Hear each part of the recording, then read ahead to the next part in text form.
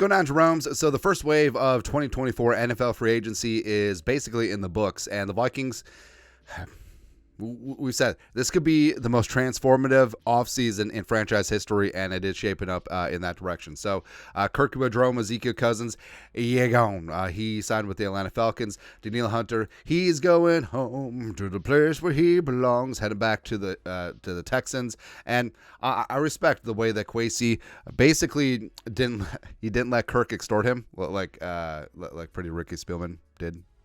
And Daniil, I mean, the Vikings made their last best offer with Daniil. It just wasn't enough, and he returns home, and it is what it is. But the Vikings have been very active in free agency in their own right. Also, the fact that the Kwesi and Brzezinski have cleared up several veteran contracts over the last couple off seasons. The Vikings are sitting in very good financial shape for the future, but they added Aaron Jones, Jonathan Grenard on the edge, Andrew Van Ginkel on the edge, as well as Blake Cashman outside. How about that? So, I mean, the Vikings have had a pretty damn good free agency. And overall, like, even the biggest Kwesi haters have to admit that Kwesi's been doing a pretty good job. Yeah. And they do have to admit that Kwesi has indeed been cooking. And Pro Football Focus, who hates the Vikings anyways, it's whatever. They did give a little bit of love. So Brad Spielberger, our guy over at PFF, gave the Vikings an A- grade for free agency so far. And also the Texans have an A, and the Falcons have an A-. So the Vikings are responsible for like half of these grades. So tell me again how Kwesi isn't cooking. So far, the Vikings moves. So I do like releasing Alexander Madison, where, Kwesi did sign him to a 2-year deal last offseason, but admitting your error versus compounding it and paying him his $3.35 million base salary, it's a good move. And also the fact that you didn't have to pay Madison and was able to free up that money to help pay for Aaron Jones. I think that makes sense. Also, cutting bait on Dean Lowry, again, admitting your mistake and moving on, but bringing back Muse and Munt and Brandel and Quisenberry, that does make a ton of sense, as well as Jonathan Bullard. Again, these fringe roster guys, these building block guys, makes sense. And then getting Jonathan Grenard in open free agency, where, there are some concerns about health. There are some concerns about 1-year production, but dude is so quick off the edge. He really is. And I think that he's going to do great in the Flores scheme. And also Flores having a larger voice in personnel, both in free agency and the draft on the defense side of the ball. It's going to be great. Van Ginkel is going to be awesome. I mean, so you always gauge the worthiness of a player by how his former team acts when he leaves. Texans fans didn't want to let go Grenard.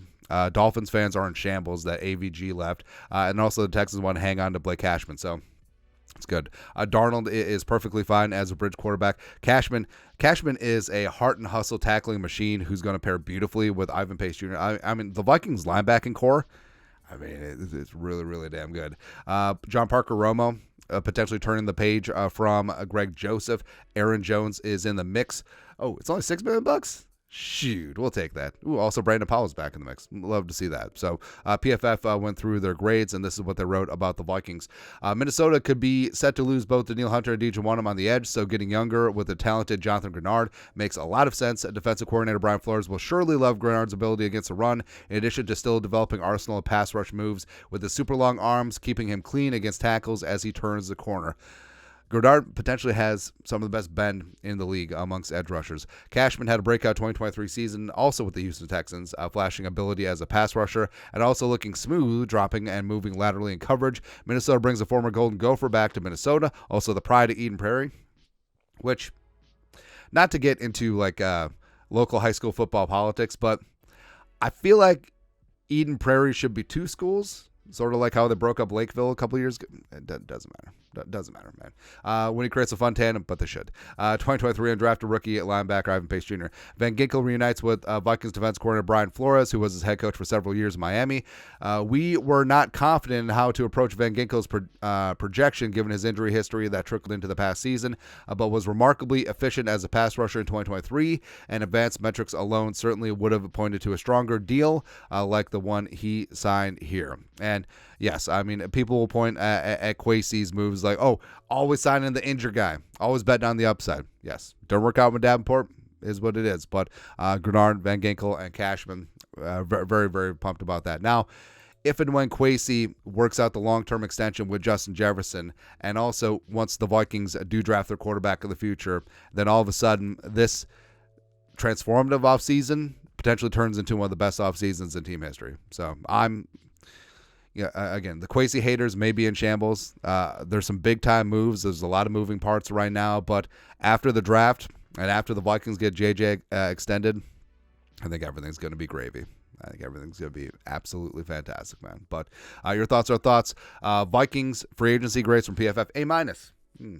Also, what's the deal with PFF and always grading? Like, do they have a teacher fetish? Don't know. Anyways, you guys know what to do. Skull production value.